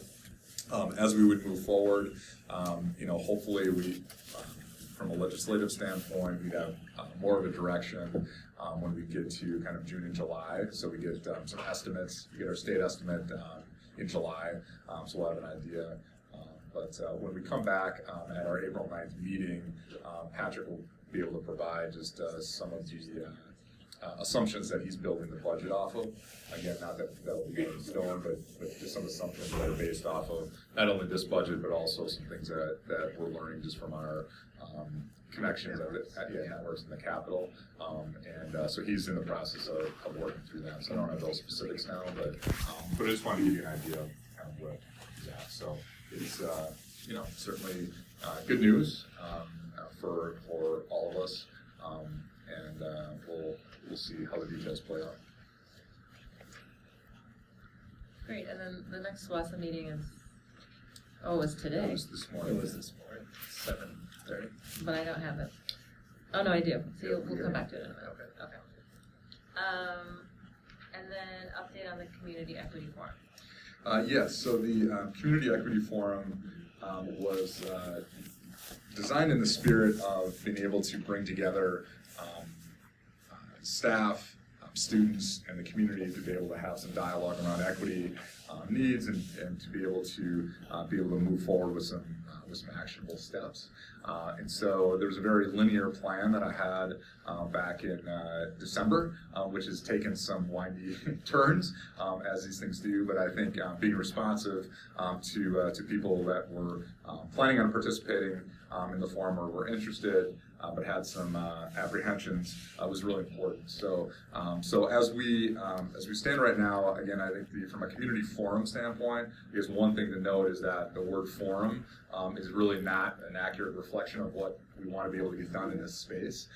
So I think that takes people back to some times that were emotional and difficult earlier in the year. And the space is, the idea of this is to really just have some collaborative discussions and to listen to each other's perspectives and then to be able to get some common understanding around what are some priorities that we can all move forward with from a district standpoint. So what our proposal is that where we're headed and talking with staff and talking with some community members is to think through one thing that we're identifying that came out at the last meeting was that, again, the forum probably isn't a great place to have this dialogue, but that there's also a need for a common understanding of like what equity is, like a common definition. So we haven't really spent time, through all the things that we've done this year of really kind of coming up with a common definition of what equity is. And so as I was talking to staff, the recommendation is to be able to work with some affinity groups, so staff, people that are interested from staff. We have students that are interested in participating, who will be great, and then community members through the equity work group, Shorewood Moving Forward, and other groups in the community, people that are interested in the community. And in their affinity groups separately, kind of think through how they would define equity, and also thinking through, so what are some affirmations of that the district is doing well, and then what are some opportunities that we can work on.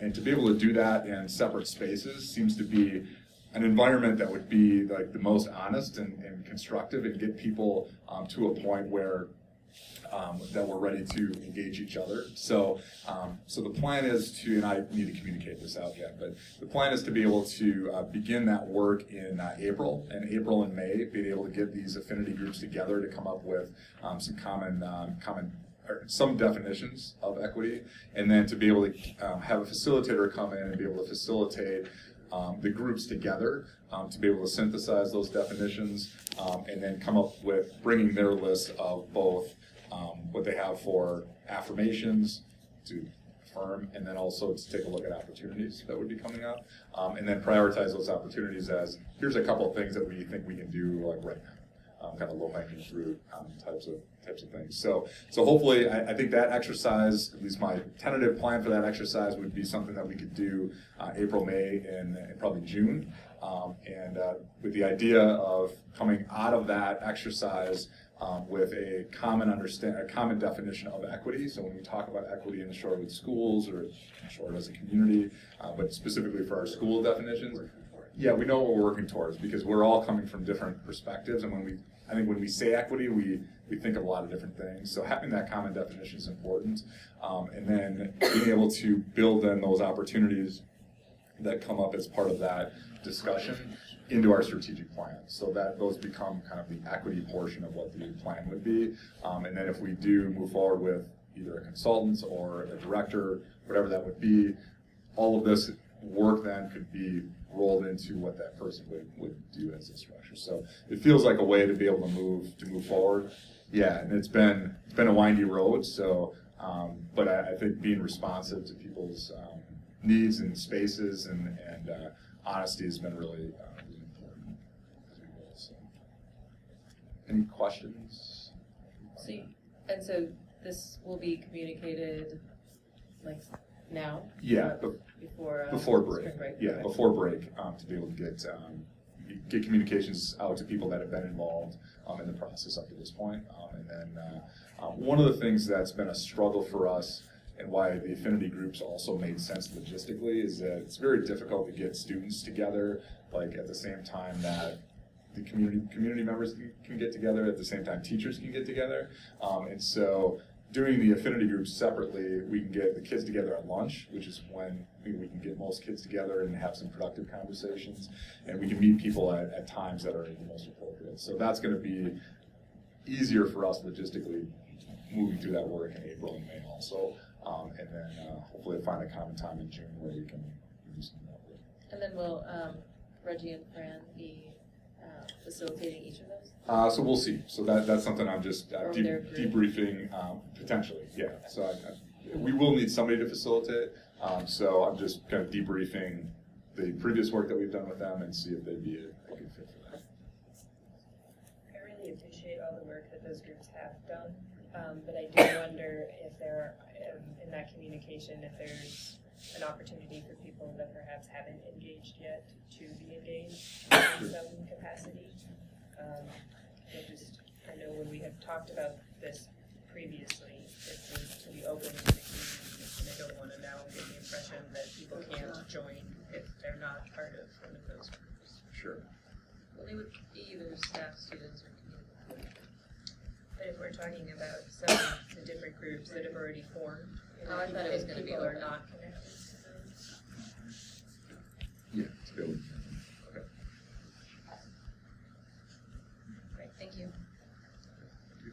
So I think, Pablo, we moved public comments number 2 next, yes? Okay. Public comments number 2.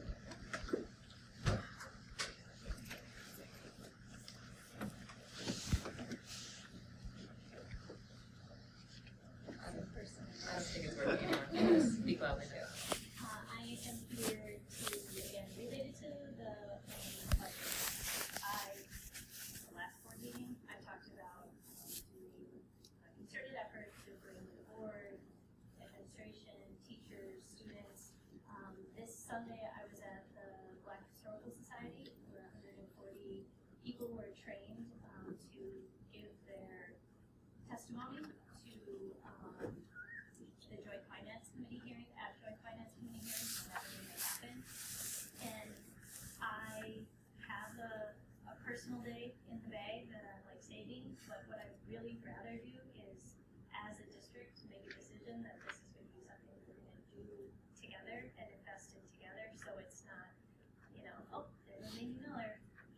I want it to be the Shorewood School District is represented.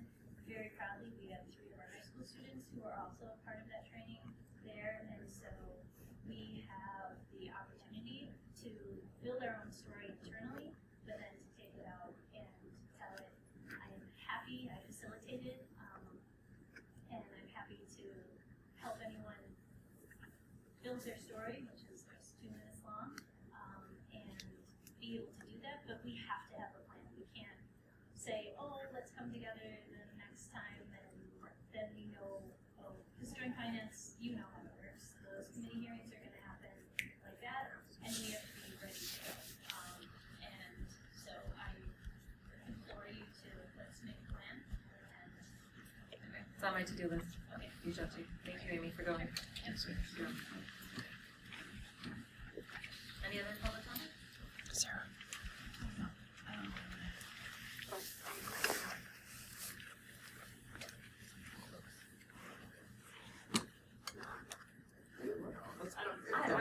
The lights on? We do need it for the recording though.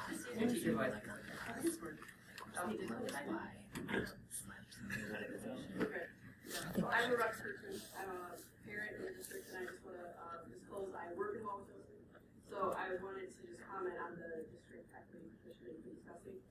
because I have some experience with working in Motos and working with the director of equity there, and being on the district equity team as well, with the 2-year plan.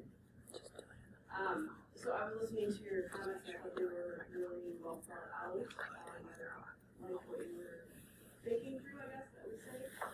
But I just wanted to say as a parent or community member that it is really important to me, the equity issue. So is a roof over Atwater.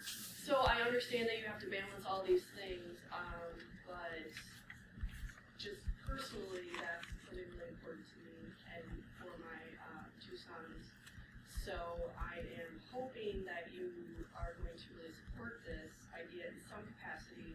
Don't necessarily care what the title is. Me personally, I would not be a favor of a consultant. I think you can certainly consult with people, but I think there has been a lot of consulting, in my opinion. You need to have somebody in your staff, whatever you call them, but to work on PD, to help develop a plan, to do coaching with the staff and the students, so someone that can be trusted and develop those relationships. The 2-year thing does scare me. When I see 2 years, I do think who would want that job. I also think racism or equity issues take a lifetime to really make impact on. So 2 years is, I don't want to say a joke to me, but kind of really makes me feel that. So, I would just want to say that I support it. Look into it further. There are, I know districts maybe that are smaller that have some type of thing like that. There's lots of great people in Milwaukee. I would encourage you to look in Milwaukee, not far out nationally. Every single thing I've worked in that system also. But I think you'll find more staff buy-ins if you can get somebody who knows what's going on here. Thank you.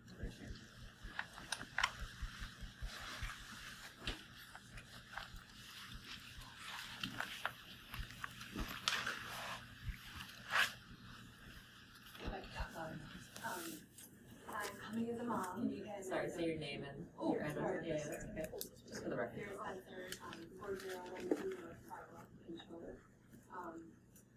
I have a million things I want to say, which I think I always do, but I feel like we're on the cusp of something with the work groups that we're part of. I feel like everybody touched on a lot of my feelings. I love that we want something, and I feel like it's like you can't touch it. I hear like last time we met together, somebody said we have to diagnose the cancer. Well, we already know what the cancer is, and now we have to just make action. I feel like whether we screw up or not, I feel like we have to either stumble or we just have to do it. I feel like we sit and we talk and we talk and we talk, and now it's time to do it. We screw up. We've already screwed up. We didn't do that on purpose, so why not screw up in the purpose? So I feel like it's too easy for us to do things. A lot of things that we can take that $5,000 and put it together. I think it's a great idea, but I think we also need to discuss it further, like we've been discussing it for 3 years. So, thank you. Thanks, Sarah.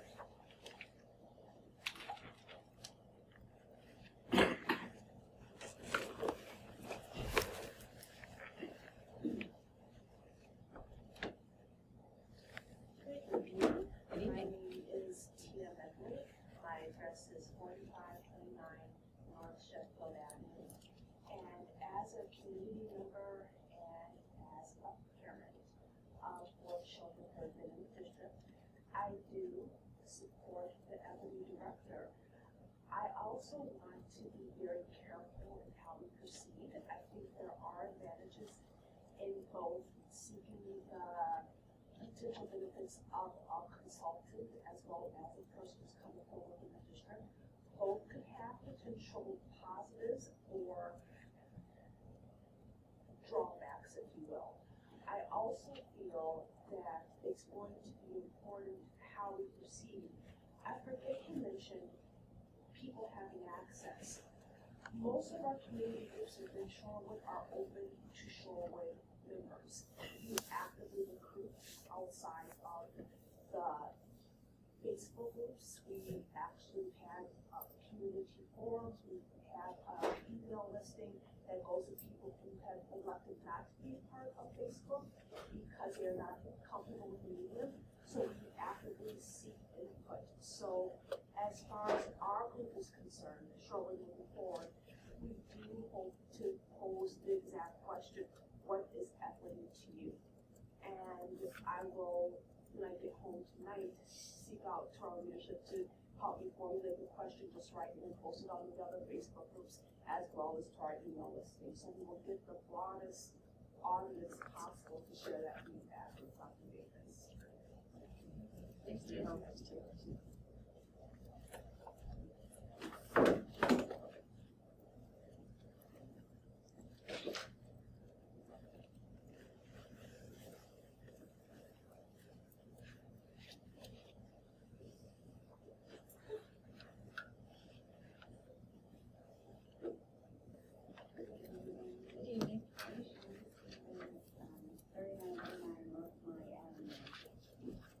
One of the things I found about today is we have the Dean of Students position, and I'm wondering, have you considered bridging the Dean of Students as well as the equity director position so that there would be additional line of support, or is that not the role of the Dean of Students to kind of help with the student groups? And then we discussed it before in our private forum in terms of the diversity committee. So I'm wondering, is that something that would be a possibility? Yeah, I think there would be collaboration between the director position and the deans, absolutely. Right. I think that would be one of the collaborations that would be really important. Okay. And then the other, as I was wondering, I know we talked about this before, but in terms of plan, I know we have the study from the Living Room Group about the African American study, and we also have the consultants that come in and give them recommendations. And so I'm wondering if we can use those pieces of articles and the surveys that we receive from the community and from student groups already to kind of map out a plan in terms of like, what's the plan of action for equity. And being a former student, I've definitely support this position because it's the first time that I have someone on district level to be thoughtful and say, we do need to have a position for equity, and then be able to map it out so that we have some results. Go through the sequence of have some results, not just have a position. That just makes me nervous about only 2 years because other districts have it as an ongoing position. But in terms of we're talking about, we want to engage all families, and families look different, have different needs. I think it's important for number one, teachers have to be able to trust. So I am a teacher, and so if you have a consultant,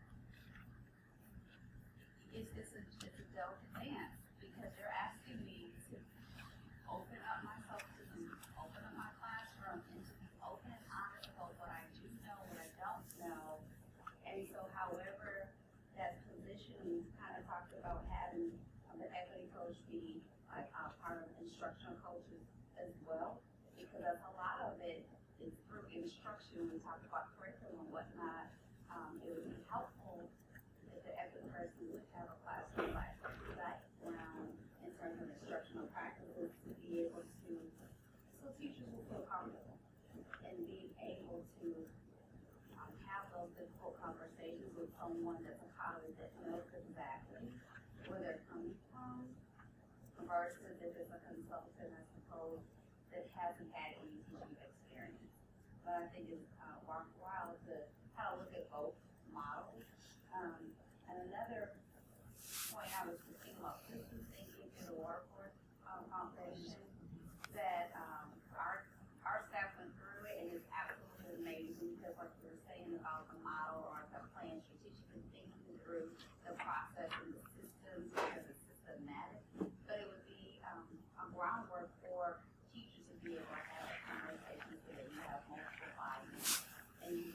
defining from like, Shorewood moving forward, the diversity committee, to kind of grow it so that it's not just, unilateral decisions like that, but definitely encouraging. Thank you. Thanks for sharing.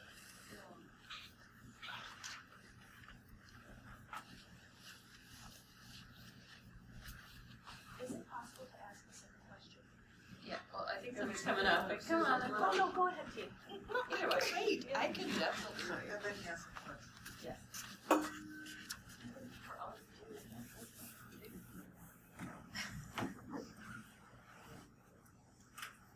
So I'm Susan Hirsch, 4309 North Farwell Avenue, and I want to thank you for tackling the issue of equity in our district. Very important. I want to reiterate what was already said before and kind of build on that, and that is that nothing happens regarding change, especially in the school, without relationships. And so I don't know how bringing someone from the outside and also with like kind of a temporary or nebulous contract would be seen or be effective. And then I also believe a lot of the racism that we see in our schools is structural and needs like a lot of work from like deep work at all levels. And so if you bring in one person, I'm not sure that, if the job description is to work with students and teachers and administrators, I just think one person bringing or like working with, I guess if you put students, it'd be like over 1,000 people is as effective as if you said, we're bringing in one coach for our administrative team, and they're going to, learn how they impact culture. And I guess maybe that leads to my last part, which is culture is what you allow.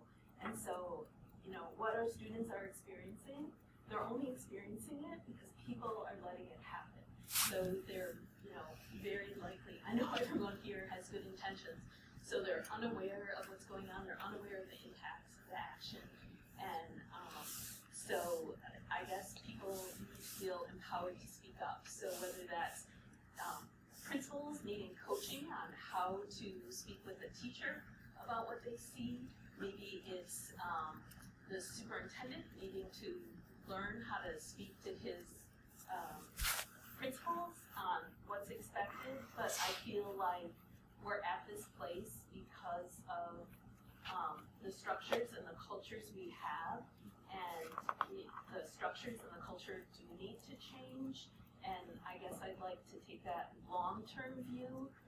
We're a district of low turnover.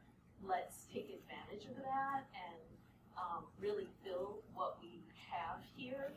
And so, of course, I don't have the answer, but it would be great if we could consider the relationship building and the trust that I know was spoken of that's needed for like real long-term systemic change. Thank you. Thanks. All right, Tia.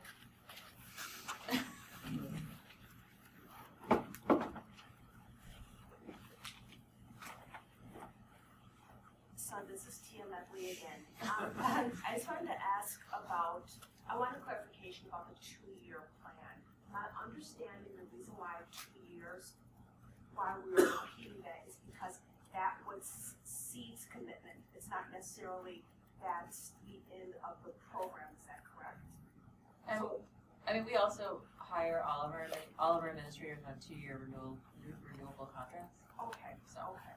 And so if the referendum is not passed, does this make this conversation, like you pointed out, mute? It doesn't make it moot, but I think it makes it very difficult because we've deferred a lot of things around our 4 campuses that if it were not to pass, then I think the discussions we have here will shift significantly. And I would hope, I'm all in favor of a position like this, provided we go through all the steps that we need to and make sure that if the job description's clear, that But I do, I don't want to assume that it's going to pass. I would say also that I think this is why we want to see the budget impact, so that we have a better sense of, because I don't think we can say, definitely we wouldn't do it, but I think it would just be helpful for us to know what the budget impact is for year 1, year 2, and year 3 moving forward, right? Assuming that this would be a renewable cost, like if we move forward with that. So I think it's hard for us to know, I don't think we can know that without having a full kind of impact on the budget presented to us. And at the April 9th meeting, will this proposed director of diversity be approved or based on the referendum vote, or are we looking at? They're separate issues. I think probably it'll come back as a discussion item and it'll be voted on the second meeting.